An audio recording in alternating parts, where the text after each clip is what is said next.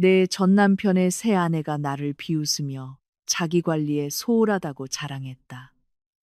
그녀는 내가 화낼 거라고 생각했다. 천만에 나는 그저 미소를 지으며 좋아요 버튼을 누르고 그녀를 두려움에 떨게 할 세 단어를 입력했다. 다음 날 그녀의 계정은 사라졌다. 게임은 이제 막 시작된 것이다. 이야기가 시작되기 전에 이 이야기를 보고 계신 분들은 어느 지역에서 오셨는지 댓글에 남겨주세요. 좋아요와 구독을 잊지 마세요. 이 채널이 더 성장하여 더 흥미로운 이야기를 제공할 수 있도록 말이죠. 오늘 서울 남부의 오후는 정말 인내심을 시험하고 있었다. 사방이 교통체증으로 막혀 있고 경적 소리는 마치 그 소음이 차량 행렬을 풀어줄 수 있는 것처럼 서로 울려댔다. 나는 잠시 차를 세우고 큰 슈퍼마켓으로 향하기로 했다. 월간장을 보는 동시에 수도의 열기로부터 머리를 식힐 생각이었다.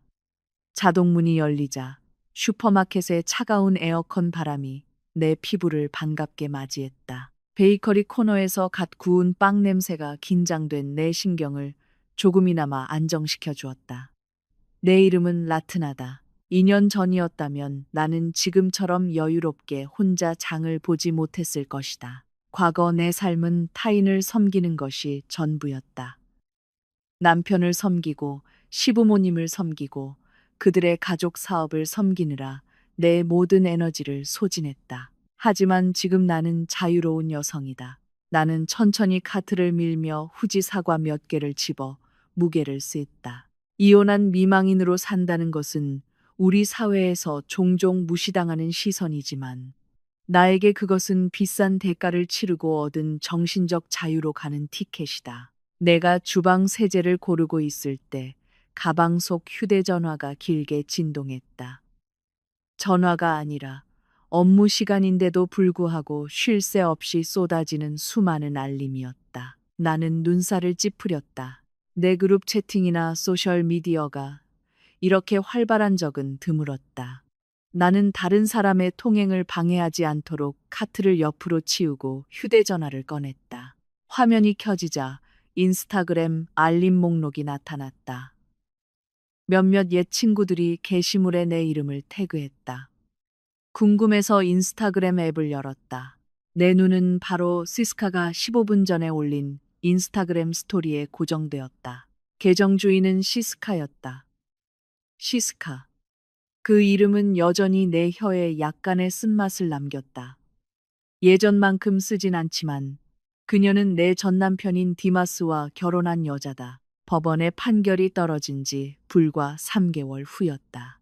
예전에 자동차 전시회에서 디마스를 만났던 전직 담배 판매원이 빠르게 내 당시 흔들리던 결혼 생활에 침투했다. 그녀는 젊고 예쁘고 매끈한 하얀 피부를 가졌으며 자신의 아름다움을 아주 잘 알고 있었다. 나는 켜져 있는 그녀의 프로필 사진 원을 눌렀다. 내 휴대전화 화면을 가득 채우는 사진이 나타났다. 그 사진은 고급스러워 보이는 헬스장에서 찍은 것이었다. 시스카는 몸매를 드러내는 네온 색상에 딱 붙는 운동복을 입고 있었다. 그녀의 얼굴은 풀 메이크업으로 단장되어 있었다. 땀 흘리러 운동하러 가는 것 치고는 다소 과하다고 생각되는 모습이었다. 그녀는 작은 분홍색 덤벨을 들고 큰 거울 앞에서 포즈를 취하고 있었다. 하지만 내 친구들이 나를 태그하며 흥분한 것은 사진 때문이 아니라 그녀가 사진에 붙인 캡션, 즉 글 때문이었다.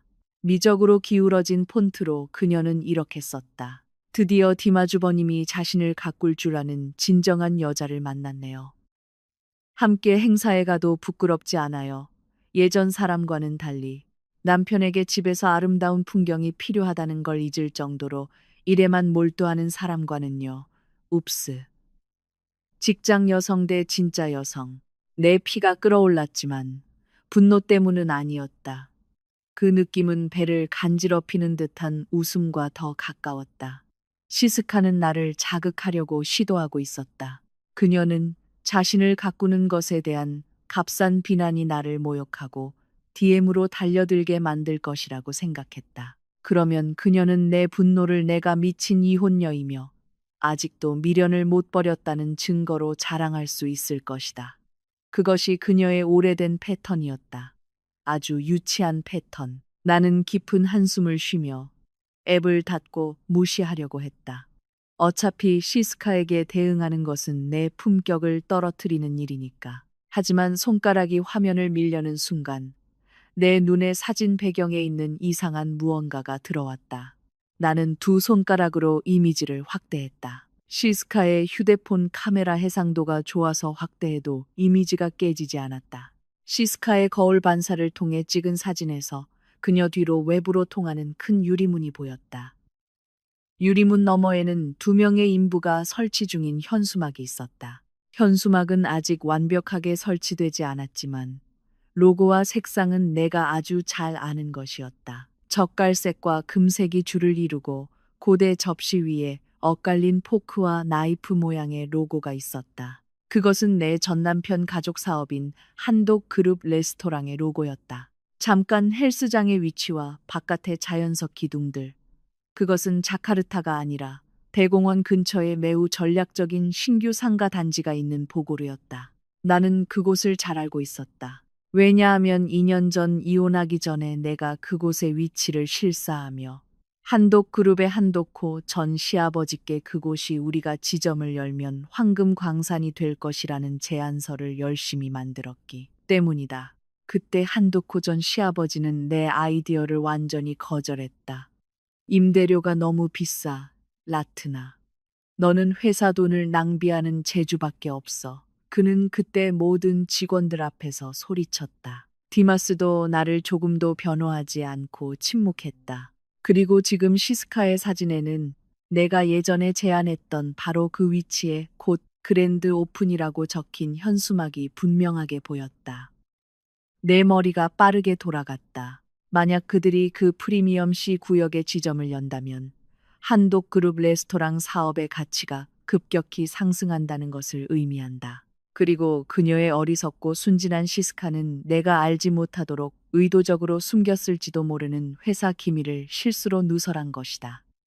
나는 비스듬히 미소 지었다. 시스카는 자신의 몸매를 자랑하고 나를 비난하는데 너무 바빠서 사진 배경에 무엇이 있는지 확인하는 것을 잊어버렸다. 그녀는 내가 디마스와의 이혼 협정에서 변호사의 도움을 받아 필사적으로 싸웠던 한 조항을 모르고 있었다. 결혼 생활 10년 동안 그들의 경영 시스템을 바닥부터 구축한 내가 있었기에 이혼 후 3년 이내에 사업이 급격히 확장될 경우 이익 분배에 관한 조항이었다. 시스카.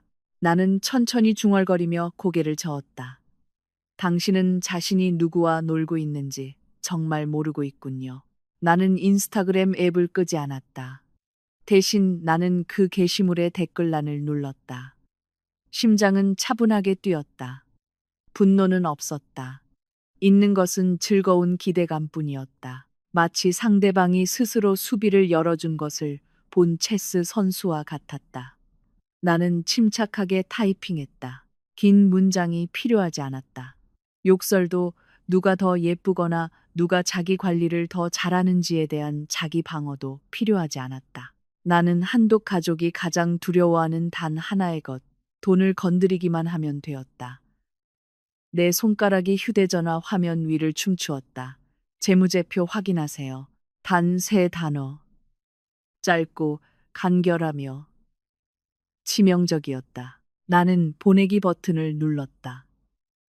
내 댓글은 곧바로 시스카의 사진 아래 그녀의 소셜라이트 친구들의 가짜 칭찬 댓글들 사이에 나타났다. 3단어는 마치 하얀 드레스의 검은 얼룩처럼 그곳에서 매우 대조적으로 보였다. 나는 엄청난 만족감을 느끼며 휴대전화를 다시 가방에 넣었다. 그들이 내 댓글을 읽게 두자. 시스카가 그 의미를 궁금해하게 두자. 그리고 디마스가 내 이름의 댓글을 보고 당황하게 두자. 그리고 내 구두쇠의 전 시아버지인 한도코 씨가 그의 사업 확장 비밀이 노출된 것에 대해 식은땀을 흘리게 두자. 나는 계산대로 카트를 다시 밀었다. 들어올 때보다 발걸음이 훨씬 가벼웠다. 이 무더운 오후는 내 눈에는 갑자기 너무나도 밝아졌다. 오늘 밤 나는 기쁘게 이 장을 볼 것이다. 어쩌면 맛있는 스테이크를 만들고 전 남편의 새 아내의 어리석음을 축하하기 위해 시원한 음료 한 병을 열지도 모르겠다. 중간, 가느다란 빗방울이 커피숍 창문을 적시며 떨어지기 시작했다. 내 앞에 있는 잔에서 강한 아라비카 커피 향이 커피숍 문이 열릴 때마다 바람에 실려오는 젖은 흙냄새와 섞여 피어올랐다. 이곳은 내가 도시의 소음과 혼잡함에서 벗어나 조용히 지낼 수 있는 내가 가장 좋아하는 장소였다. 시스카의 인스타그램에 댓글을 단 지 벌써 이 시간이 지났다. 그리고 예상대로 반응은 뻔했다. 나는 따뜻한 라테를 한 모금 마시며 휴대전화를 확인했다. 시스카의 인스타그램 계정에 더 이상 접속할 수 없었다. 프로필은 비어 있었고 사진은 사라졌다. 그녀는 나를 차단했다. 차단만 한 것이 아니라 그녀가 사라지기 전에 한 친구로부터 시스카가 내 댓글이 나타난 지 10분 만에 헬스장 사진을 삭제했다는 보고를 받았다. 당황했지. 나는 얇게 미소 지으며 중얼거렸다. 차단하고 게시물을 삭제한 것은 오히려 확인이었다. 그들이 무언가를 숨기고 있다는 확인이다. 잘못된 것이 없다면 왜 댓글을 두려워하겠는가? 재무제표 확인하세요. 시스카는 틀림없이 디마스에게 바로 달려가 이야기했을 것이다. 그리고 숫자에 대해 얼마나 꼼꼼한지 잘 아는 디마스는 틀림없이 그녀에게 모든 흔적을 지우라고 명령했을 것이다. 하지만 디지털 시대에는 흔적이 완전히 사라지는 법이 없다. 내가 댓글을 달기 전에 이미 스크린샷을 찍어 두었다. 새 지점 현수막을 배경으로 한 시스카의 사진은 내 휴대폰 갤러리에 안전하게 저장되어 있어 나의 무기가 될 준비가 되어 있었다. 나는 커피잔을 내려놓고 휴대전화에서 누군가의 연락처를 찾았다. 내가 검색한 이름은 리사였다. 리사는 디마스의 친동생으로 한독 가족 중 유일하게 제정신과 양심을 가진 사람이었다. 거만하고 오만한 형과 고지식한 아버지와 달리 리사는 단지 여자라는 이유로 집안에서 항상 무시당하는 똑똑한 여자였다. 한독호 씨는 항상 여자는 부엌이나 침실에서 할 일이 있을 뿐 사무실에서 사업을 돌보는 것이 아니라고 말했다. 그런데 리사는 경영학을 최우수 성적으로 졸업했다. 디마스와 이혼한 후에도 나는 리사와 좋은 관계를 유지했다. 우리는 몰래 소식을 주고받곤 했다. 여보세요, 라트나 씨? 리사의 목소리는 전화기 너머로 상쾌하게 들렸다. 놀라움과 기쁨이 섞인 어조였다. 여보세요, 리사. 바빠? 나는 태연하게 물었다. 아니요, 언니. 그냥 회사 뒤편에서 점심시간에 쉬고 있어요. 왜요, 언니? 리사. 내가 너한테 뭔가 물어볼 게 있어. 나는 내 목소리 톤을 조금 더 심각하게 바꾸며 말했다. 아버지랑 팀 아주버님이 보고루에 새 지점을 열었어. 대공원 근처 상가에 전화기 너머로 잠시 정적이 흘렀다. 나는 리사가 깊은 숨을 들이쉬는 소리를 들을 수 있었다. 그 침묵은 나에게 이미 답변이었다. 라트나 씨는 그걸 어떻게 알았어요? 리사의 목소리가 낮아졌다. 거의 속삭이듯이. 아버지가 모든 사람에게 이 일에 대해 말하는 것을 엄격하게 금지했어요. 특히 라트나 씨에게는요. 디마주버님은 심지어 직원들에게 보고르 프로젝트에 대해 특별 기밀 유지 계약서에 서명하라고까지 했어요. 나는 작게 웃었다. 내 형수님 말이야, 리사. 그녀가 헬스장에서 프로젝트 현장 사진을 자랑하다가 걸렸어. 한동 레스토랑 현수막이 그녀 뒤에 선명하게 보였어. 아이고, 시스카 저 여자. 리사는 짜증 섞인 목소리였다. 내가 그 여자한테 현장 사진을 SNS에 올리지 말라고 했는데. 딤 아주버님이 알면 정말 화낼 텐데. 그는 이미 알고 있어, 리사. 나는 그녀의 사진에 댓글을 달았고 지금 시스카는 나를 차단했어. 내가 설명했다. 그래서 그게 진짜야, 리사. 새 지점이라고? 네, 언니. 진짜예요. 3개월째 리모델링 중이에요. 다음 주에 소프트 오픈 예정이에요. 가치 평가가 엄청나요, 언니. 아버지도 사실은 라트나 씨가 예전에 만들었던 확장 제안서 덕분에 외부 투자자들로부터 자금 지원을 받았어요. 나는 휴대전화를 꽉 쥐었다. 내 생각이 맞았다. 그들은 내가 예전에 거절했던 내 아이디어, 내 계획, 내 10년간의 노고를 사용하고 이제는 그 결과로 얻은 이익을 나에게 조금도 인정하지 않고 누리고 있었다. 게다가 그들은 이혼 합의서에 따라 이익을 분배하지 않기 위해 의도적으로 숨기고 있었다. 정보 고마워, 리사. 조심해. 우리가 연락했다는 사실이 알려지지 않게. 내가 당부했다. 알겠습니다, 언니. 라트나 씨, 고소할 거예요? 리사의 목소리에는 희망이 담겨 있었다. 리사는 아버지와 형이 나에게 예전에 얼마나 나쁘게 대했는지 알고 있었다. 그녀는 내가 여기에 대해 권리가 있다는 것을 알고 있었다. 개입 날짜를 기다려, 리사. 나는 짧게 대답하고 전화를 끊었다. 리사와 통화를 마친 후 나는 즉시 휴대전화 클라우드에 저장된 디지털 문서를 열었다. 나는 이혼 증서 및 재산 합의라는 이름의 파일을 찾았다. 나는 빠르게 화면을 스크롤하여 내가 찾던 조항에 도달했다.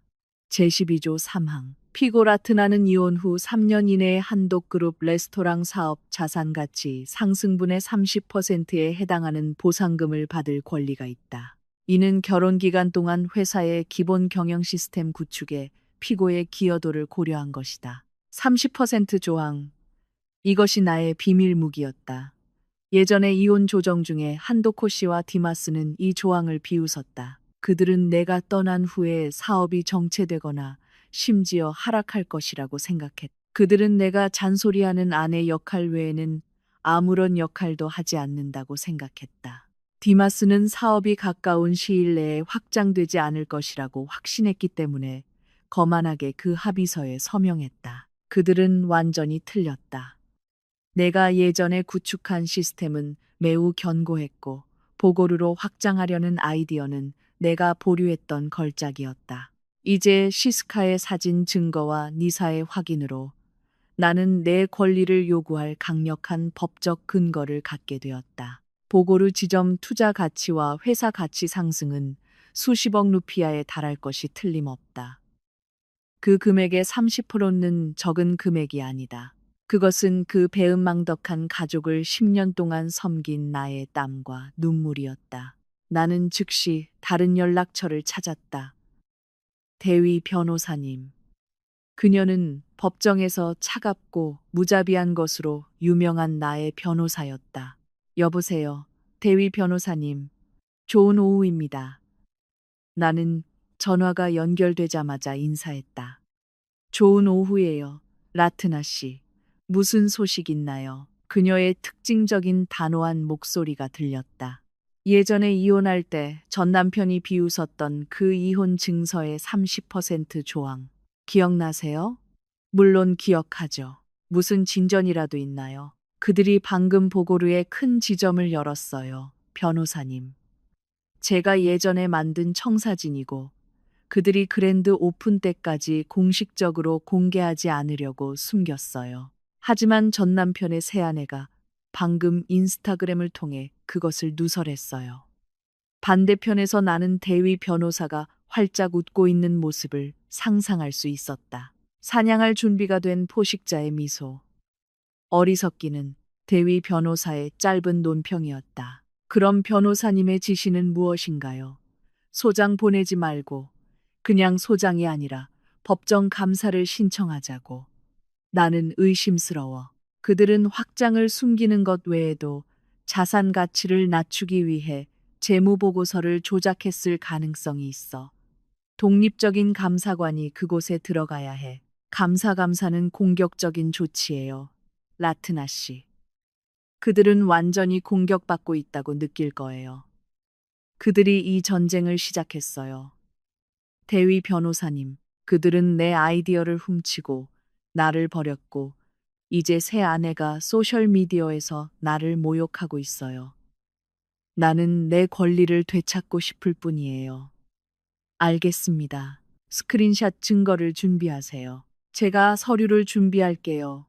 내일 아침 감사 통보서가 한도코 씨의 책상에 도착할 겁니다. 감사합니다. 대위 변호사님.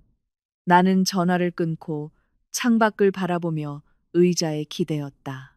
안도감이 들었다. 나는 수년 동안 가짜 결혼 생활의 평화를 위해 침묵하고 양보했다. 수년 동안 디마스가 내 일에 대한 공로를 가로채도록 내버려 두었다. 수년 동안 한도코 씨가 내 지능을 얕잡아 보게 내버려 두었다. 이제는 더 이상 아니다. 순종적이던 예전의 라트나는 이혼 판사가 내리친 망치 소리와 함께 죽었다. 지금의 라트나는 빚을 청구하는 사업가다. 나는 창문에 맺힌 빗방울을 바라보았다. 내 그림자 속에서 내일 아침 통지서를 받았을 때 디마스의 당황한 얼굴을 볼 수 있었다. 그리고 시스카. 그녀는 한도코 씨에게 심하게 꾸지람을 듣는 며느리가 되는 기분을 느끼게 될 것이다. 당신들이 만든 지옥을 즐기세요. 나는 반쯤 남은 커피잔에 대고 속삭였다. 후반부, 다음 날 아침, 서울은 평소보다 약간 더 흐린 것 같았다. 마치 하늘조차도 곧 터질 폭풍을 기다리며 숨을 죽이고 있는 것 같았다. 나는 소박한 식탁에 앉아 따뜻한 차를 마시며 휴대전화 화면을 바라보았다. 오전 9시에 택배 기사로부터 알림이 정확히 들어왔다. 감사 요구서와 소장이 한독그룹 레스토랑 접수원에게 전달되었다. 카운트다운이 시작되었다. 1, 2, 3. 내 휴대전화가 나무 탁자 위에서 격렬하게 진동하며 아파트의 정적을 깨뜨렸다. 전 남편 디마스의 이름이 화면에 공격적으로 깜빡거렸다. 나는 잠시 울리도록 내버려 두었다. 두려움에 휩싸인 상대방의 심장 박동을 즐기듯이. 나는 깊은 숨을 들이쉬고 목소리 톤을 평탄하고 전문적으로 조절한 다음 초록색 버튼을 밀었다. 이게 다 뭐야, 라트나. 내가 전화를 귀에 대기도 전에 디마스의 고함이 터져 나왔다. 분노와 당황이 섞여 숨길 수 없는 소리였다. 나는 불필요한 소음 공해로부터 내 고막을 보호하기 위해 휴대전화를 약간 멀리 떨어뜨렸다. 좋은 아침이야, 디마스. 나는 그의 히스테리한 목소리와 대조적으로 차분하게 대답했다. 내 변호사, 데위 씨가 보낸 서류를 봤다고 가정하지. 바보인 척하지 마. 네가 뭐라고 생각하는 거야? 감사하겠다고 협박 편지를 보내다니. 우리 가족 사업을 망치고 싶은 거야. 디마스는 멈추지 않고 질문을 쏟아냈다. 나는 그의 얼굴이 붉어지고 목에 혈관이 튀어나오고 아마도 작업대를 치고 있을 손을 상상할 수 있었다. 내가 디자인을 골라준 작업대다. 디마스, 조금 정정할게. 그건 협박이 아니야. 그건 우리 이혼 합의서 제12조. 사망에 따른 공식적인 내 권리 통보야. 기억나지? 아니면 네가 휴가 다니느라 바빠서 네가 직접 서명한 서류를 읽는 걸 잊어버려서 내가 사본을 다시 보내줘야 할까? 그건 그냥 네 꾀병이야. 네가 시스카가 너보다 더 행복하고 더 예쁘고 아버지에게 더 사랑받는 걸 보고 질투하는 거잖아. 그래서 법적으로 문제를 일으키려는 거지. 이동하지 못하는 여자 같으니라고. 나는 작게 웃었다. 건조하고 재미없는 웃음이었다. 항상 그랬다. 그들이 구축하는 서사는 내가 불쌍하고 버려졌고 질투하는 여자였다. 그들은 나를 독립적인 개체로 볼 수 없었다. 디마스, 잘 들어. 나는 날카롭게 말을 잘랐다. 이건 감정과는 아무 상관이 없어. 이건 비즈니스야. 내 새 아내가 아주 놀라운 지능으로 당신들이 나에게 숨기고 있던 사업 확장의 증거를 올렸어. 보고르 지점, 디마스. 가치 상승, 30% 보상금 지불 의무 활성화. 수학은 간단해. 시스카는 아무것도 몰라. 그냥 헬스장 사진 올렸을 뿐이야. 내가 스토킹한 거야. 디마스는 목소리가 흔들리면서도 변호하려고 했다. 그녀는 회사의 돈으로 건설 중인 프로젝트 현장에서 사진을 올렸어. 그건 정보 유출이야. 만약 내가 외부 투자자였다면 내 아내의 비전문성 때문에 내 주식을 다 뺐을 거야. 내가 감사만 요구한 걸 다행으로 여겨. 반대편에서 긁는 소리가 들렸다. 디마스가 이리저리 걸어 다니고 있는 것 같았다. 아버지가 가만히 계시지 않을 거야. 라트나, 당신은 아버지가 누군지 모르잖아? 그분은 인맥이 많아. 당신은 이길 수 없을 거야. 해보세요. 내가 도전했다. 하지만 기억해, 디마스. 만약 당신들이 이 감사를 거부한다면 나는 그 사진 증거와 옛날 재무 보고서를 공개 법원에 가져갈 거야. 헤드라인을 상상해봐. 유명 한독그룹, 새 아내의 라이프 스타일을 위해 전 아내 자산은닉 의혹, 어떻게 생각해? 연결이 일방적으로 끊어졌다. 나는 비스듬히 미소 지으며 휴대전화를 다시 내려놓았다. 첫 번째 라운드는 끝났다. 디마스는 늘 그렇듯 큰 소리만 냈을 뿐 내용이 없었다. 그는 내가 옳다는 것을 알고 당황했다. 그는 내가 예전에 그들의 행정상의 혼란을 정리했던 것을 잘 알고 있었다. 그리고 이제 나 없이 그들은 흔적을 숨기는데 분명히 허둥대고 있을 것이다. 10분도 채 되지 않아 휴대전화가 다시 진동했다.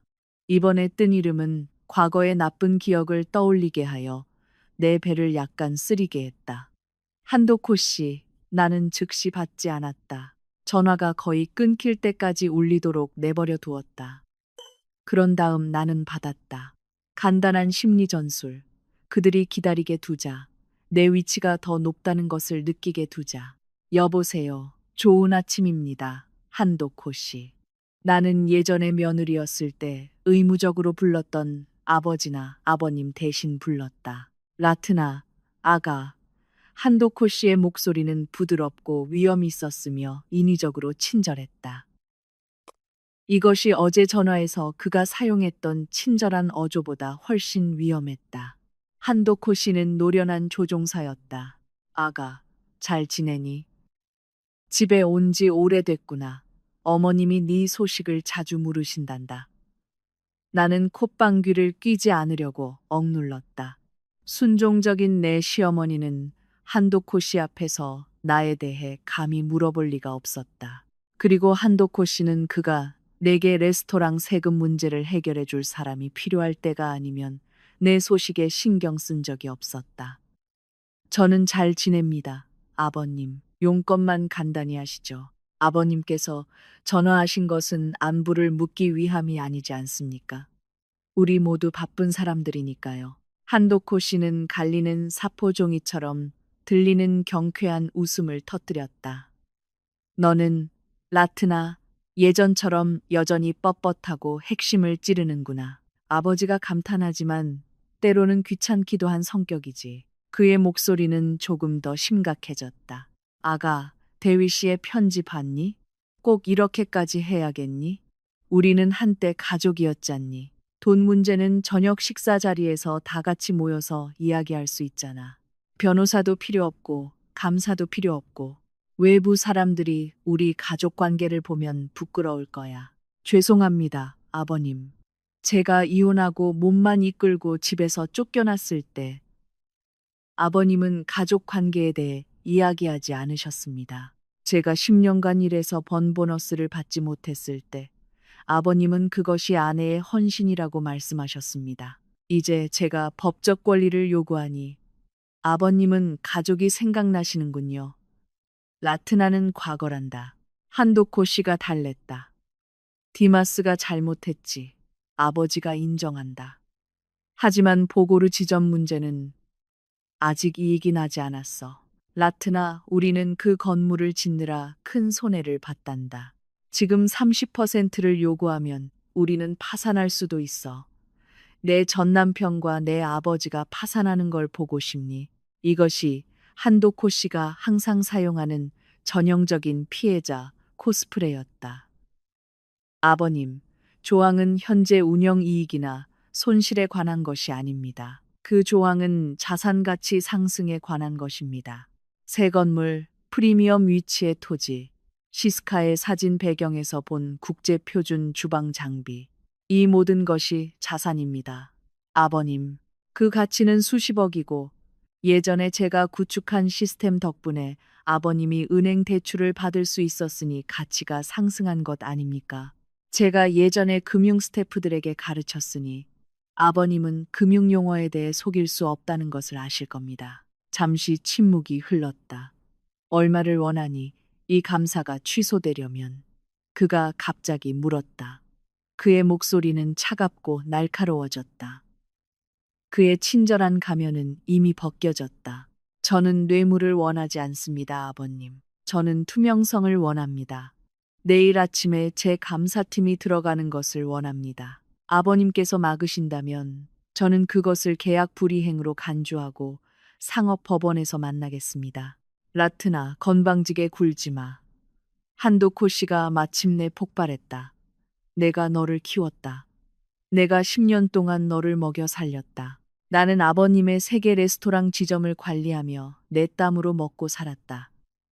반면에 디마스는 골프를 치고 아버지는 유럽을 여행하는 동안 말이다. 나는 전혀 굽히지 않고 똑같이 단호하게 응수했다. 내일 아침 9시에 제 감사관인 스리 씨가 올 것입니다. 데이터를 준비하세요. 아니면 자산을 확보하세요.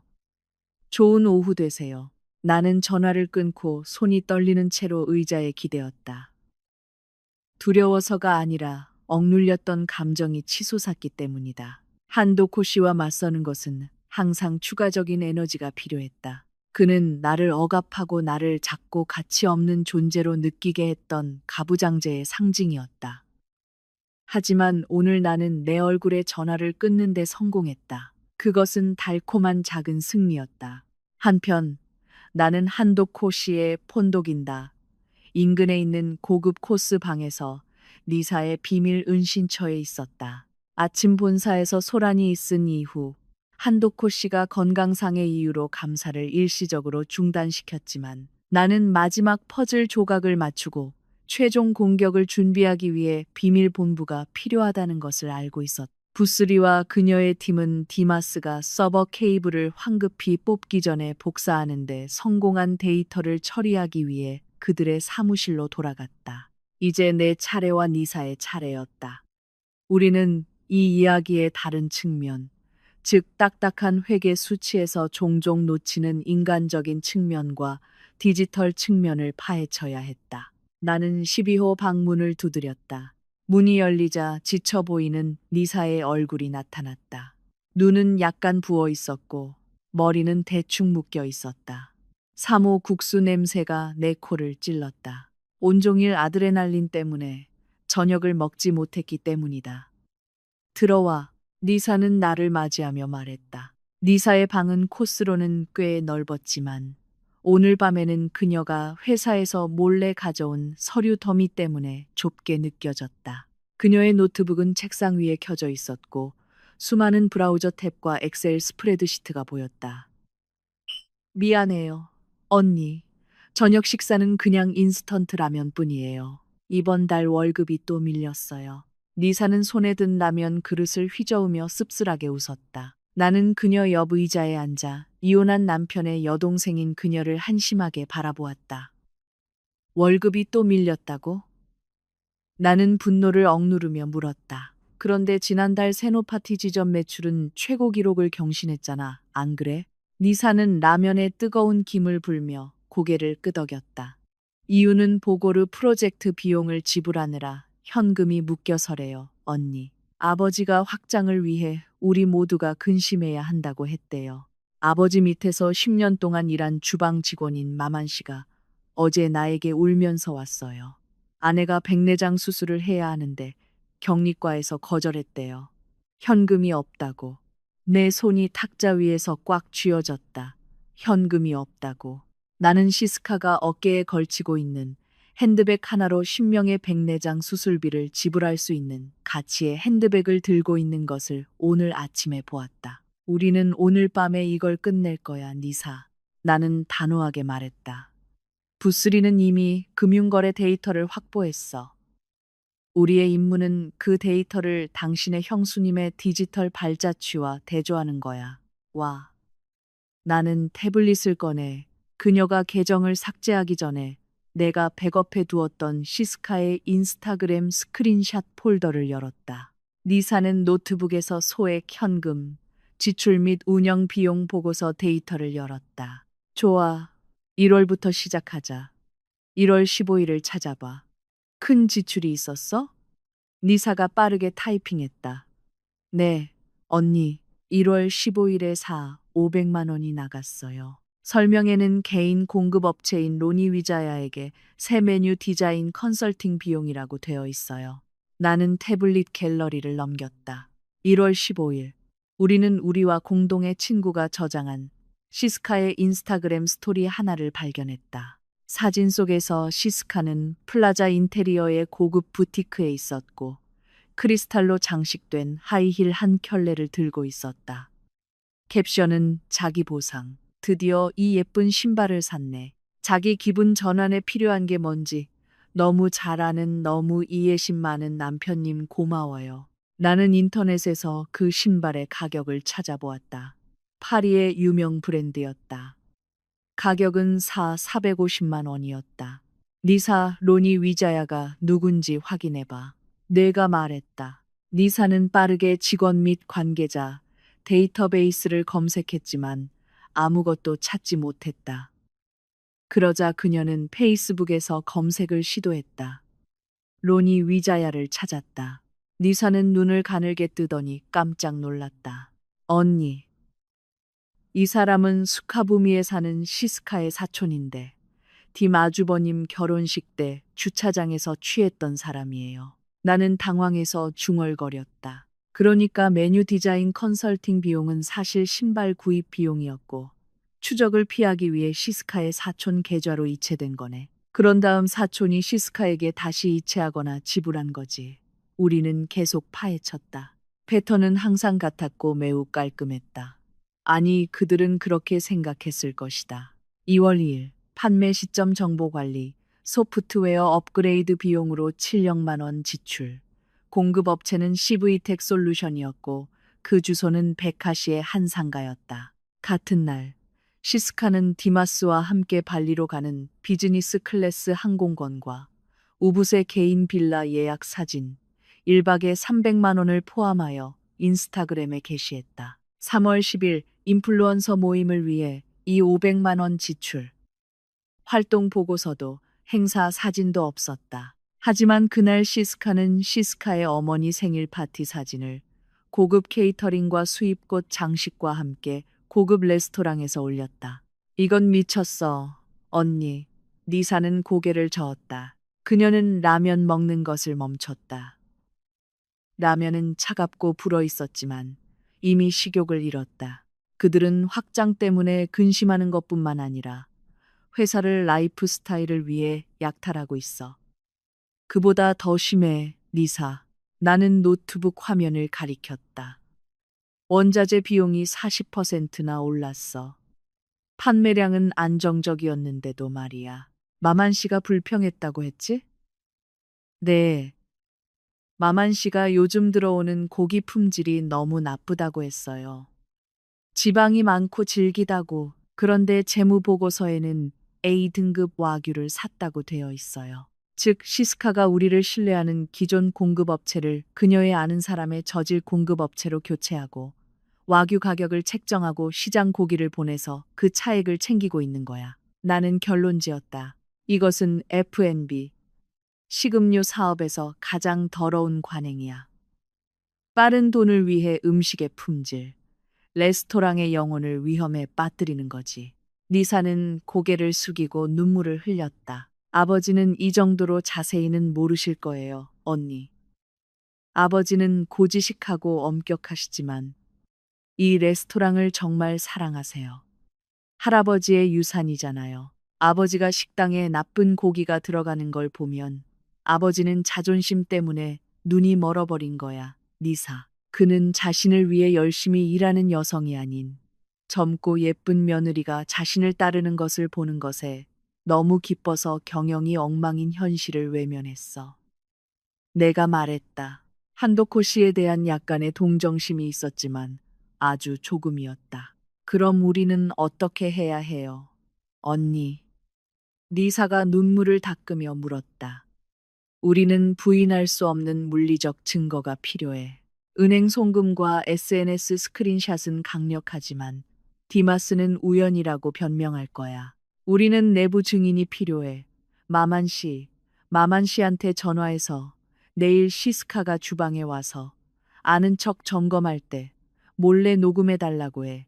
리사는 그 늙은 직원을 곤경에 빠뜨릴까봐 잠시 망설였다. 마만 씨에게 위험하지 않을까요? 마만 씨는 20년 동안 일했어. 리사. 그는 디마스보다 할아버지의 소고기 레시피에 더 충성스러워. 그리고 우리가 성공하면 그는 합당한 보너스를 받게 될 거야. 나를 믿어. 리사는 단호하게 고개를 끄덕였다. 그녀는 휴대전화를 들고 마만 씨에게 전화를 걸었다. 그들의 대화는 짧고 감정적이었다. 전화기 너머로 나는 마만 씨의 떨리는 목소리를 들을 수 있었다. 그는 리사의 모든 요청에 동의했다. 알고 보니 하급 직원들의 불만은 마치 집단 속의 불씨와 같았다. 불을 지필 바람만 기다리고 있었다. 마만 씨로부터 사진을 기다리는 동안 나는 시스카의 다른 디지털 흔적을 다시 추적했다. 나는 잠긴 그녀의 세컨드 인스타그램 계정을 발견했다. 하지만 약간의 속임수, 비밀번호 찾기를 통해 디마스의 오래된 휴대전화 번호를 사용하여 시스카가 복구 이메일로 사용한 것을 알게 되었다. 너무 부주의했다. 나는 그 내용을 볼 수 있었다. 내용은 더 충격적이었다. 그것은 명품 중고 물품을 판매하는 계정이었다. 리사, 이것 좀 봐. 내가 불렀다. 리사가 다가왔다. 화면에는 새 것 같음이라는 설명과 함께 새 상품 포장 없음. 급히 현금이 필요해서 판매라는 문구가 붙은 핸드백, 신발, 시계 사진이 가득했다. 그녀는 회사 돈으로 물건을 샀다. 메인 계정에 자랑할 사진을 한 번 찍고 두 번째 계정에서 다시 팔아 현금을 챙긴 것이다. 리사는 믿을 수 없다는 듯 입을 막았다. 이건 이사, 돈 세탁이야. 셀럽 버전이지. 내가 설명했다. 회사 돈이 벤더 비용으로 공식적으로 나가고 물건을 팔아 현금으로 만든다. 그녀의 계좌에는 깨끗하게 들어가고 세금도 없고 디마스의 은행 계좌에서도 추적되지 않아. 리사에게 메시지가 도착했다. 그것은 마만 씨로부터 온 사진들이었다. 트럭 운전사의 영수증 사진에는 품질 C등급 수입 소고기 500kg, 가격 킬로그램당 900원이라고 명확하게 적혀 있었다. 반면 리사의 노트북에 있는 재무 보고서에는 같은 날짜에 프리미엄 수입 소고기 500kg, 가격 킬로그램당 이 500원 구매 내역이 있었다. 킬로그램당 600원의 차액이 500kg이면 0만 원이 시스카의 주머니로 들어간 것이다. 이건 미쳤어, 언니. 리사가 말했다. 그럴 줄 알았어. 렌당 맛이 변한 게. 오래된 고객들은 구글 리뷰에서 불평했지만 댓글은 항상 SNS 관리자가 삭제했다. SNS 관리는 누가 해? 시스카. 그녀는 3개월 전에 외부 에이전시로부터 인수인계 받았어. 비용을 절약한다고 했지. 모든 것이 연결되어 있어. 시스카는 상류층부터 하류층까지 장악하고 있어. 그녀는 물품 조달을, 그녀는 대중적 이미지를, 그리고 그녀는 디마스에 대한 통제권을 갖고 있어. 완벽한 쿠데타야. 충분해, 리사. 우리의 증거는 그녀를 감옥에 보낼 만큼 충분해. 나는 노트북을 닫으며 말했다. 벽시계는 새벽 이시를 가리켰다. 밖의 비는 그쳤고 뼛속까지 스며드는 차가운 공기만 남았다. 하지만 이 코스 방 안에서 내 피는 뜨겁게 끓어올랐다. 내일 가족 회의는 몇 시야? 오전 10시, 본사 레스토랑 회의실이에요. 아버지가 법정으로 가기 전에 전통적인 방식으로 문제를 해결하고 싶다고 하셨어요. 리사가 대답했다. 나는 차갑게 미소 지었다. 전통적인 방식이라. 좋아, 도둑에게 걸맞은 전통을 보여주지. 나는 짐을 챙겼다. 잠이나 자, 니사. 내일 너는 놀란 척해야 해. 네가 이 데이터를 유출했다는 것을 그들이 의심하게 하지 마. 내가 부스리와 함께 집행관이 될 테니까. 라트나 언니. 내가 문을 나서려 할 때 니사가 불렀다. 응, 고마워. 만약 지난번 언니가 없었다면 내년쯤이면 한독 레스토랑은 이름만 남았을 거야. 나는 이 소녀를 바라보았다. 한때 희미했던 그녀의 눈에 단호한 의지가 번뜩였다. 이건 레스토랑만을 위한 게 아니야, 니사. 이것은 열심히 일하는 여성으로서 우리의 자존심을 위한 것이야. 어리석은 사람들이 우리가 이룬 것을 망치도록 내버려 두지 마. 나는 고요한 서울의 한밤중에 차를 향해 걸어 나갔다. 내 머릿속에는 내일의 시나리오가 깔끔하게 짜여 있었다. 더 이상 협상은 없을 것이다. 더 이상 동정도 없을 것이다. 내일은 심판의 날이다. 그리고 시스카의 진정한 여성 가면이 산산조각 나는 모습을 보는 것이 너무 기대된다. 결말. 다음 날 아침, 한독 레스토랑 본사 2층 회의실의 분위기는 평소와 달랐다. 이 방은 보통 커피와 메뉴 토론으로 따뜻했지만 오늘은 쇳덩이처럼 무거운 분위기였다. 밖은 하늘이 다시 칠흑같이 어두워졌다. 한낮인데도 낮게 드리워진 짙은 구름 때문에 황혼처럼 느껴졌다. 천둥 소리가 간헐적으로 울려 퍼져 창문을 흔들었다. 마치 우주가 앞으로 일어날 드라마를 위한 배경, 음악을 준비하는 것 같았다. 긴 참나무 테이블은 두 진영을 갈라놓았다. 왼쪽에는 나와 위압적인 정장 스타일의 부스리, 그리고 대위 변호사 사무실의 법무팀 비서가 앉아 있었다. 오른쪽에는 마치 왕좌가 흔들리는 왕처럼 테이블 끝에 앉아 있는 한도코 씨. 옆에는 뱃쑥하고 눈이 충혈된 디마스, 그리고 시스카가 앉아 있었다. 시스카는 오늘 다른 모습이었다. 눈에 띄는 명품 옷은 없었다. 그녀는 평범한 흰색 셔츠와 검은색 정장 바지를 입고 있었다. 머리는 장식 없이 하나로 뒤로 묶여 있었다. 그녀의 얼굴은 옅은 화장으로 창백하고 연약해 보였다. 피해자 모두 온. 나는 그녀가 꽤 재능 있는 배우라는 것을 인정해야 했다. 니사는 테이블 끝 별도의 의자에 앉아 회의록을 작성할 준비를 하고 있었다. 그녀의 손가락은 노트북 키보드 위에 놓여 있었지만 나는 그녀가 두려움에 심장이 빠르게 뛰는 것을 억누르고 있다는 것을 알았다. 시작할까요? 한도코 씨의 목소리가 침묵을 갈랐다. 그의 목소리는 무거웠다. 어제 전화에서 사용했던 친절한 어조는 없었다. 나는 오늘 이 문제를 끝내고 싶다. 라트나, 당신이 원하는 돈이 얼마요? 금액을 말해. 내가 수표에 서명할 테니 우리 가족을 다시는 괴롭히지 말고 떠나시오. 끝까지 거만했다. 나는 부스리에게 작은 끄덕임으로 신호를 보냈다. 부스리가 일어나 프로젝터에 HDMI 케이블을 연결했다. 죄송합니다. 한도코 씨, 내가 차분하게 대답했다. 이건 더 이상 제가 원하는 금액에 관한 것이 아닙니다. 이건 당신 가족 사업의 남은 부분을 구하는 것에 관한 것입니다. 제 보상 금액을 논의하기 전에 당신 가족의 실제 재정 상태를 봅시다. 프로젝터 화면이 켜졌다. 붉은색 막대 그래프가 나타났다. 제목은 비정상적인 자금 흐름에 대한 사법 감사 분석.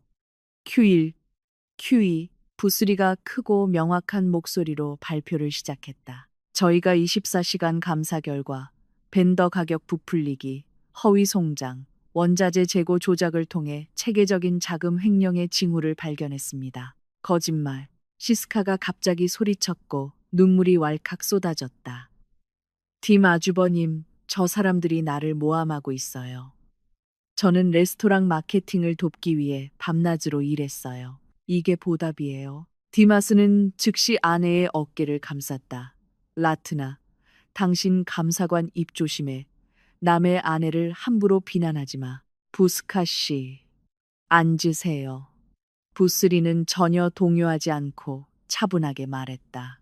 그녀는 클리커의 버튼을 눌렀다. 슬라이드가 바뀌었다. 이번에는 로니 위자야 계좌로 메뉴 디자인 컨설팅 비용 5억만 원, 송장 왼쪽 사진과 크리스털이 박힌 새 신발을 들고 있는 시스카의 인스타그램 게시물 오른쪽 사진이 나란히 나타났다.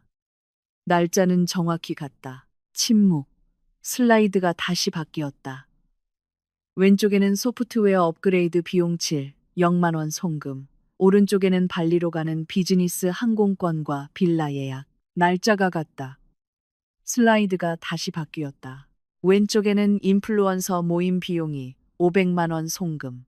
오른쪽은 시스카 어머니 생일 파티 사진. 방은 조용했다. 밖에서는 거센 비가 내리는 소리와 프로젝터 기계의 윙윙거리는 소리만 들렸다.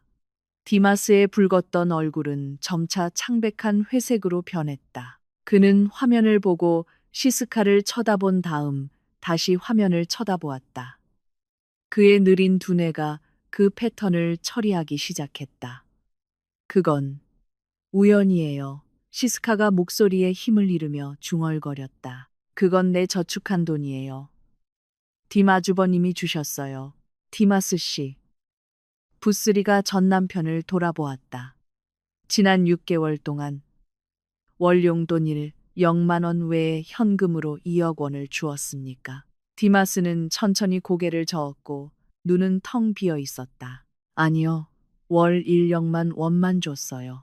그가 말했다. 부스리가 말했다. 그럼 부스카 씨가 이런 라이프 스타일을 위해 수억 원의 돈을 어디서 얻었겠습니까? 만약 여기서가 아니라면요. 부스리가 마지막 슬라이드를 보여주었다. 마만 씨의 C등급 소고기 운송장 사진과 A등급 와규 재무 보고서가 나란히 놓여 있었다.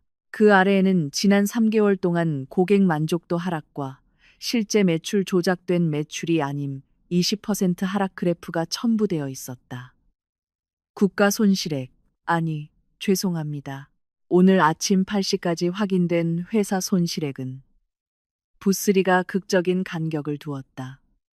23억 5천만 원입니다. 20억? 한도코 씨가 소리쳤다.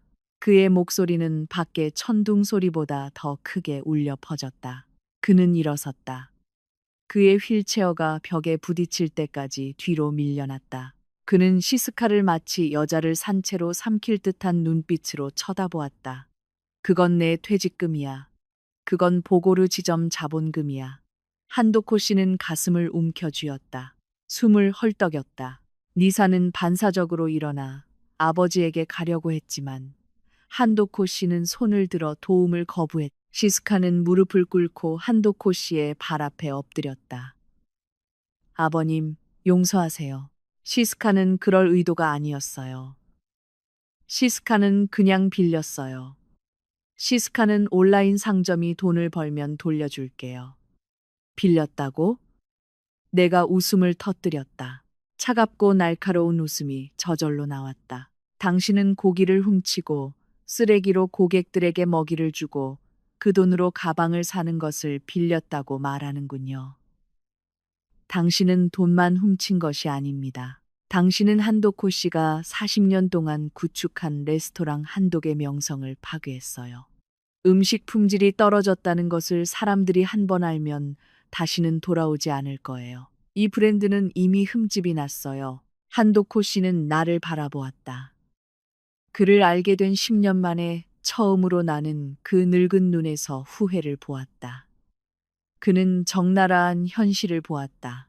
그가 버린 전 며느리가 사실은 그의 사업의 지속성에 대해 가장 신경 쓴 유일한 사람이었다. 반면에 그가 자랑했던 새 며느리는 기생충이었다. 디마스, 한도코 씨가 소리쳤다. 그는 깊이 고개를 숙였다. 디마스. 디마스는 서명만 했어요, 아버지. 시스카가 주방과 마케팅 문제라고 했어요. 디마스는 이해를 못했어요. 멍청한 놈. 한도코 씨는 물이 든 생수병을 아들을 향해 던졌다. 병은 바닥에서 산산조각이 났고 물이 디마스의 바지에 튀었다. 너는 회사 책임자다. 읽지도 않고 서명했다. 내 아내가 아버지를 약탈하도록 내버려뒀어. 상황이 정리된 후 시스카는 디마스가 자신에게 충분한 돈을 주지 않았다고 비난하며 울부짖었다. 디마 주버님이 인색했어요. 저는 관리가 필요해요. 그분을 모시려면 좋은 옷이 필요해요. 이 모든 게 디마 주버님 잘못이에요. 디마스는 자신이 안팎으로 속았다는 것을 깨닫고 말을 잃었다. 그는 수치심과 분노로 완전히 무너졌다. 그의 아내는 그를 인색하고 멍청하다고 생각했고, 그의 아버지는 그를 쓸모없다고 생각했으며, 그의 전 아내인 나는 그를 가소롭다는 듯한 동정심으로 바라보았다. 나는 차갑게 식은 차를 조용히 한 모금 마셨다. 마치 저렴한 연속극을 TV로 보는 것처럼. 소란이 조금 가라앉은 후 나는 탁자 위에서 꽤 큰 소리를 내며 찻잔을 내려놓았다. 모든 시선이 나에게로 향했다. 드라마는 끝났나요? 내가 무미건조하게 물었다. 한도코 씨는 의자에 다시 주저앉았다. 10년은 더 늙어 보였다. 라트나, 내가 뭘 해야 하니? 그 질문은 항복하는 것처럼 들렸다. 마침내 그는 내 조언을 구했다. 간단합니다, 아버님. 내가 대위 변호사가 준비한 빨간색 서류처를 열면서 대답했다. 두 가지 선택지가 있습니다. A 옵션. 제가 이 감사 결과를 지금 당장 경찰에 가져가는 것입니다. 시스카는 횡령 혐의로 감옥에 갑니다. 디마스는 서명 책임자로 연루되어 이 스캔들이 전국 뉴스에 나옵니다. 한독 그룹 주식은 0이 됩니다. 레스토랑은 문을 닫고 아버님은 노년에 파산하게 됩니다. 시스카는 감옥이라는 단어에 숨을 들이켰다. 비옵션. 내가 말을 이었다. 여기서 민사적으로 해결합시다. 제가 경찰에 신고하지 않는 조건으로. 나는 몸을 앞으로 기울였다. 첫째, 제가 지정한 독립 전문가에게 금융관리직을 반환하세요. 둘째, 디마스는 CEO 직위에서 물러나고 그보다 유능한 니사가 대신하세요. 니사는 테이블 끝에서 놀라서 눈을 크게 떴다. 한도코 씨는 딸을 돌아보더니 약하게 고개를 끄덕였다. 그는 선택의 여지가 없다는 것을 깨달았다. 셋째, 내가 말을 이었다. 시스카에 의해 부패되기 전의 가치 평가에 따라 제 보상금 30%를 지급하세요. 지연 이자를 더해서요. 총 50억 원입니다. 현금으로. 회사 금고가 비어 있다면 디마스의 개인 자산이나 그가 산 고급차들을 처분하세요. 저는 방법을 상관하지 않아요. 50억 원. 디마스가 힘없이 중얼거렸다. 그리고 이 여자에 대해서는 나는 턱으로 시스카를 가리켰다. 그건 아버님 가족의 내부 문제입니다. 아버님이 감옥에 보내시든 내쫓으시든 마음대로 하세요. 하지만 오늘 이 순간부터 그녀가 회사 구조에 없는지 확실히 하세요. 한도코 씨는 눈을 감고 깊은 숨을 들이신 다음 떴다. 그는 재킷 주머니에서 펜을 꺼냈다. 서류를 준비해, 라트나. 동의한다. 한도코 씨가 서명했다. 아버지, 시스카는 남편의 손을 잡으려고 소리쳤지만 한도코 씨는 그녀를 거칠게 뿌리쳤다. 나를 만지지 마. 짐을 싸서 오늘 당장 내 집에서 나가. 그리고 너 디마스, 내 이혼을 처리해. 안 그러면 내가 너를 가족 명단에서 지울 거야. 디마스는 시스카를 경멸하는 눈빛으로 쳐다보았다. 그의 맹목적인 사랑은 수치심과 배신감으로 사라졌다. 나는 한도코 씨에게 평화협정 및 재산 분할 합의 문서를 내밀었다. 한도코 씨는 손을 떨면서도 단호하게 서명했다. 그런 다음 눈물을 흘리며 디마스도 서명했다. 내가 부스리와 함께 회의실을 나설 때 밖의 비는 그쳤다. 구름 뒤에서 해가 다시 비치기 시작했다. 공기가 상쾌했다. 복도에서 시스카와 마주쳤다. 그녀는 보안 요원들에게 끌려 나가고 있었다. 화장은 번지고 눈은 부어 있었다. 그녀는 나를 보자 몸부림치는 것을 멈췄다. 만족해, 언니? 그녀가 갈라진 목소리로 소리쳤다. 나는 멈춰서서 그녀를 머리부터 발끝까지 쳐다보았다.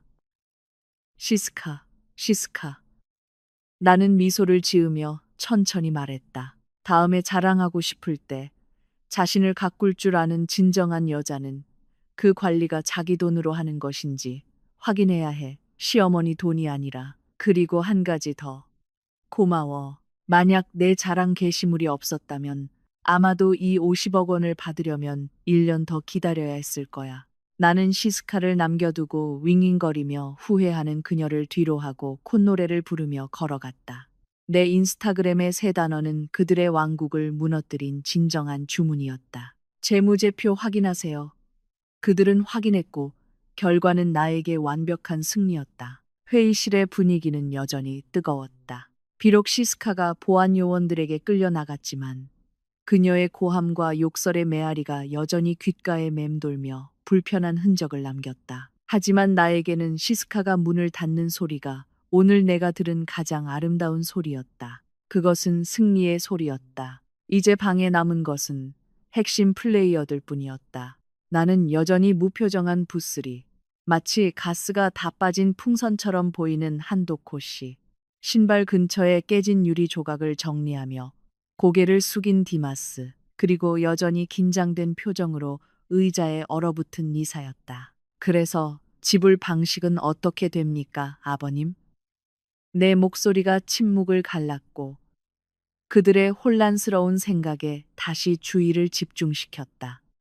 오늘 50억 원이요. 한도코 씨가 얼굴을 들었다. 그의 얼굴의 늙은 주름은 더욱 깊어 보였다.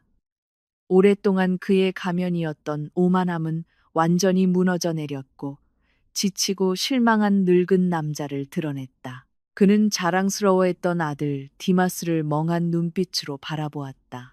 디마스, 한도코 씨가 불렀다. 그의 목소리는 쇠약했다. 내 차를 팔아. 전부 다. 루비콘, 알파드, 내가 오래 산 모든 차를. 내 개인 예금을 현금화해. 그래도 부족하면 내 시계 컬렉션을 팔아. 디마스는 깜짝 놀랐다. 그의 머리가 빠르게 위로 향했다. 하지만 아버지, 그건, 그건, 그건 내 아내가 훔치도록 내버려둔 회사 돈이야. 내가 내 퇴직금으로 갚기를 원해. 아니면 시스카와 함께 감옥에 가고 싶어. 디마스는 말이 없었다. 입술이 떨렸다. 그는 선택의 여지가 없었다. 네. 나는 부스리에게 신호를 보냈다. 부스리 씨, 이 자산 청산 과정을 감독해 주세요. 가치가 합리적인지 확인하고 돈이 이체되기 전에 부대 위 법무법인의 계좌에 입금되도록 하세요. 한 푼이라도 빠져나가는 것은 원하지 않아요. 알겠습니다, 라트나 씨. 부스리가 단호하게 대답했다. 다음 과정은 빠르게 진행되었지만 한독 가족에게는 고통스러웠다. 디마스는 자신이 사무실 금고에 보관하고 있던 모든 차키와 귀중한 자산 증서를 넘겨야 했다. 나는 전 남편이 자신의 사치를 하나씩 벗어던지는 것을 지켜보았다. 그가 키를 탁자 위에 놓을 때마다 나는 예전에 그가 시장에 장을 보러 가는 나에게 주유비를 아끼던 때를 떠올렸다. 반면에 그는 수백만 원짜리 자동차 액세서리를 쉽게 샀다. 디마스가 가장 아끼던 빨간색 스포츠카 키를 넘겨줄 때 그는 나를 쳐다보았다. 그의 눈에는 눈물이 고였다. 라트나, 꼭 이렇게까지 해야 해? 우리 예전에 사랑했었잖아. 안 그래? 나는 그를 무표정하게 바라보았다. 동정심은 없었다. 그 감정은 그의 배신으로 인해 이미 닳아 없어졌다. 사랑은 동사가 아니야, 디마스. 명사가 아니라고. 내가 차갑게 대답했다. 네가 그 속이기 좋아하는 판매원을 선택했을 때 너는 사랑하는 것을 멈췄어. 내 아버지가 나를 모욕하도록 내버려 두었을 때 너는 그것을 멈췄고 내가 재산 분할에 대해 나를 속이려고 했을 때 너는 그것을 완전히 죽였어. 내가 잘못했어, 라트나. 시스카에게 속았어. 그녀는 아마 주술을 썼을 거야. 나는 깨닫지 못했어. 내가 그녀가 사기꾼이라는 걸 알았다면 너를 떠나지 않았을 거야. 너는 내가 가졌던 최고의 여자야. 우리 다시 해볼 수 있잖아. 옛날을 위해서. 나는 웃었다. 정말 해방된 웃음이었다. 이게 무슨 농담이야, 디마스? 나는 고개를 저었다. 너는 주술의 희생자가 아니야. 너는 단지 너 자신의 탐욕과 자존심의 희생자일 뿐이야. 너를 숭배하는 젊고 예쁜 아내를 가져서 네 자신이 대단하다고 느꼈겠지. 하지만 그녀는 단지 내 지갑을 숭배했을 뿐이야. 이제 내 지갑은 비었어. 이제야 나를 기억하는 거야? 미안하지만 가게 문 닫았어. 나는 블레이저를 정리하며 일어섰다. 부스리는 오늘 당장 집행해야 할 초기 자산 목록을 작성하는 것을 마쳤는데 그 가치는 30억 원에 달할 것으로 추정되었다. 나머지는 한도코 씨가 이상가 증서를 담보로 잡혀야 하는 개인 부채 서류에 서명했으며 3개월 이내에 갚아야 하거나 이상가는 압류될 것이다. 니사, 내가 불렀다. 니사는 아까부터 조용히 나를 바라보고 있었다. 새 CEO 취임 축하해. 나는 네가 할 수 있을 거라고 알아. 내 조언은 내 권리를 현금화한 신규 주주로서 시스카가 데려온 모든 벤더를 해고하고 어머니의 원래 레시피로 돌아가고 오래된 공급업체를 다시 부르고 고객들에게 사과하라는 거야. 리사는 단호하게 고개를 끄덕였다. 그녀의 눈에는 눈물이 고였다. 언니, 고마워요. 언니 덕분이 아니었다면 아마 오늘까지도 나는 짓밟히는 부하 직원으로 남아 있었을 거고, 그 레스토랑은 분명히 흰개미에게 먹혀서 완전히 파산했을 거예요. 모든 것에는 시간이 있어, 니사. 침묵할 시간과 맞설 시간이 있지. 우리의 대화는 레시피, 커피 트렌드, 삶에 대한 다른 가벼운 이야기들로 이어졌다. 리사는 이사회의 회의 때문에 일시간 후에 떠났다. 리사가 떠난 후 나는 잠시 동안 내 작은 카페에 혼자 앉아 서울의 분주한 모습을 즐겼다. 나는 유리창 밖을 보았다. 오늘 서울의 하늘은 정말 맑았다. 나는 그 순간을 다시 떠올렸다. 슈퍼마켓에서 시스카의 게시물을 봤을 때, 그때 나는 무시하고 쓴맛의 그림자 속에서 계속 살거나 아니면 용감한 한 걸음을 내디뎌 정의를 요구하는 선택을 할 수 있었다. 나는 폭력이나 욕설이 아니라 지성과 사실로 맞서기로 선택했다. 재무제표 확인하세요. 이 단순한 세 단어가 내 운명을 피해자에서 승자로 바꿀 줄 누가 알았겠는가. 그들의 가면은 벗겨졌고 추악한 진짜 얼굴을 드러냈다. 그리고 나는 이제 밝은 미래를 바라보며 빛나고 있었다. 6개월 후 새로 갈아낸 게이오 커피콩의 향기가 시나몬 롤의 달콤한 냄새와 섞여 공기를 가득 채웠다. 아침 햇살이 큰 유리창을 통해 쏟아져 들어와 깨끗하게 닦인 비닐나무 바닥을 비추었다. 나는 바카운터 뒤에 서서 커피 콩통을 정리하고 있었다. 내 머리 위에는 칠판에 예술적인 손글씨로 오늘의 메뉴가 적혀 있었다. 오늘의 커피 라트나 스페셜, 콜드브루 알몬드, 코코넛, 설탕 커피.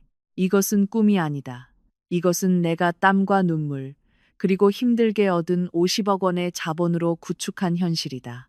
이 카페는 크지 않다. 쾌적한 서울 남부의 전략적인 상가에 위치해 있다. 디자인은 미니멀하고 따뜻하며 아늑하다. 한독 레스토랑처럼 억지로 꾸민 화려함은 없다. 이곳은 편안함과 품질에 관한 모든 것이다. 라트나 씨, 4번 테이블 주문 준비됐어요. 체크 셔츠를 입은 내 유능한 젊은 바리스타 앤디가 소리쳤다. 네, 제가 가져다 드릴게요. 나는 쟁반을 들며 대답했다. 나는 꾸며낼 필요 없는 진심 어린 미소로 손님들을 대했다. 예전 시어머니 레스토랑에서는 업무상 미소를 지었지만 이제 나는 행복해서 미소를 짓는다. 이 사업은 내 것이다. 내 규칙, 내 이익. 내가 계산대로 돌아왔을 때 문에 달린 종이 울렸다. 깔끔한 블레이저를 입은 젊은 여성이 들어왔다. 그녀의 얼굴은 내가 마지막으로 보았을 때보다 더 신선하고 자신감 있어 보였다. 좋은 아침이에요, 사장님. 그녀는 쾌활하게 인사했다. 니사, 나는 기뻐서 소리쳤다. 나는 즉시 바 뒤에서 나와 전 시누이를 껴안았다. 와, 정말 더 빛나네, CEO님. 니사는 큰 소리로 웃었다. 예전에 엄격했던 멘토 덕분이죠. 언니, 잘 지내셨어요? 나는 주위가 북적이기 시작하는 카페를 가리키며 대답했다. 놀라울 정도로 잘 지내고 있지. 우리는 내가 가장 좋아하는 구석 테이블에 앉았다. 니사는 커피를 맛있게 마셨다. 레스토랑은 어때? 내가 물었다. 감사합니다, 언니. 조금씩 회복하고 있어요. 니사가 대답했다. 그녀의 눈은 빛났다. 시스카 밴더들을 해고하고 마만 씨를 다시 불렀더니 맛의 품질이 돌아왔어요. 예전 고객들이 다시 오기 시작했어요. 비록 아버님의 빚을 갚고 정리된 직원들의 퇴직금을 지불하기 위해 2개 지점 상가를 팔아야 했지만요. 하지만 지금은 재정이 건강하고 깨끗해요. 더 이상 쥐새끼는 없어요. 나는 안도하며 고개를 끄덕였다. 니사는 이 성공을 누릴 자격이 있었다. 그럼 그 사람들은 어때? 니사의 얼굴이 약간 심각해졌지만 그 안에는 슬픔이 없었다. 단지 수용뿐이었다. 시스카는 지난주에 징역 2년을 선고받았어요. 언니, 리사가 말하는데 그녀가 가져간 건 레스토랑 돈뿐만이 아니었어요. 그녀는 온라인 모임도 속이고 다른 사람의 신분증을 사용하여 온라인 대출도 받았대요. 그녀가 터지자 신고한 피해자가 많았대요. 지금 그녀는 폭독 반부 교도소에 있어요. 나는 조용히 고개를 끄덕였다. 업보라는 것은 실제한다. 그리고 그녀는 이자를 받고 청구하러 왔지. 디마스는. 니사는 긴 한숨을 내쉬었다. 디마스는 비참해요. 언니. 보상금으로 차와 자산을 모두 팔고 난 후에. 언니. 그는 우울증에 빠졌었대요. 아버지가 아직도 화가 많이 나서 그를 집에서 쫓아냈어요.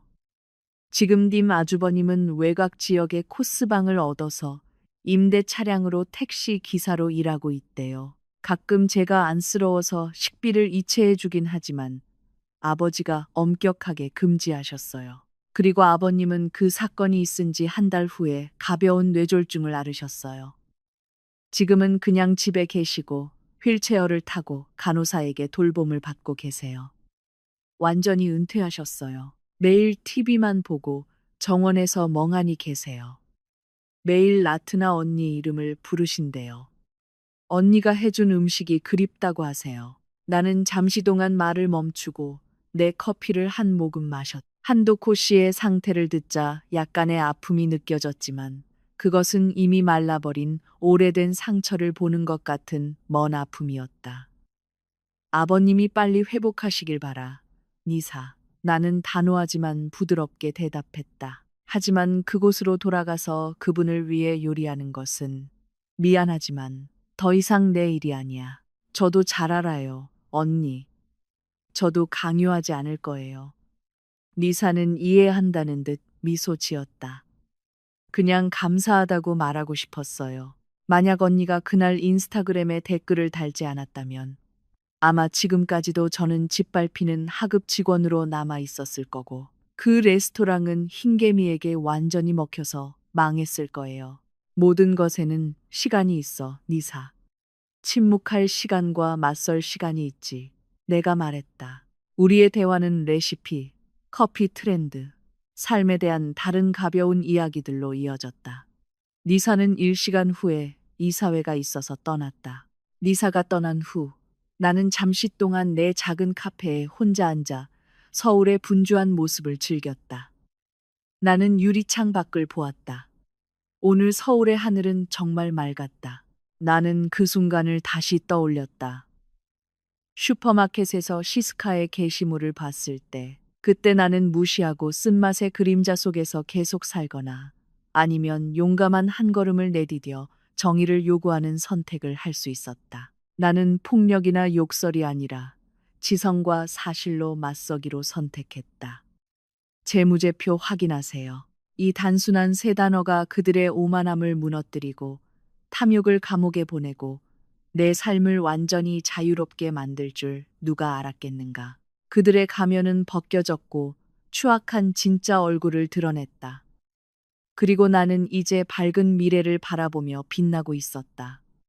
새로운 손님이 들어왔다. 아이들 학교에 데려다 주고 온 듯 지쳐 보이는 젊은 주부였다. 그녀는 메뉴를 보며 혼란스러워했다.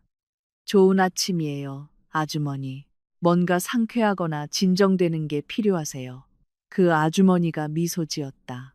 진정되는 거요, 언니. 남편 생각에 머리가 아파요. 나는 공감으로 가득 찬 작은 웃음을 지었다. 저는 레몬꿀을 넣은 특별한 캐모마일 차를 추천해요. 스트레스 해소에 좋아요. 그리고 이야기 상대가 필요하다면 저는 좋은 청취자예요. 그 아주머니는 나를 쳐다보았고 눈이 빛났다. 고마워요, 언니. 나는 다시 일하러 갔다. 삶은 계속된다. 과거는 교훈이지만 현재는 선물이다.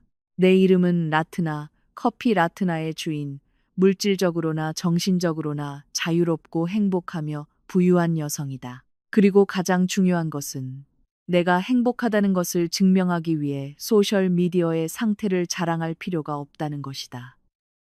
내 은행 계좌와 내 얼굴의 미소만으로도 충분하다.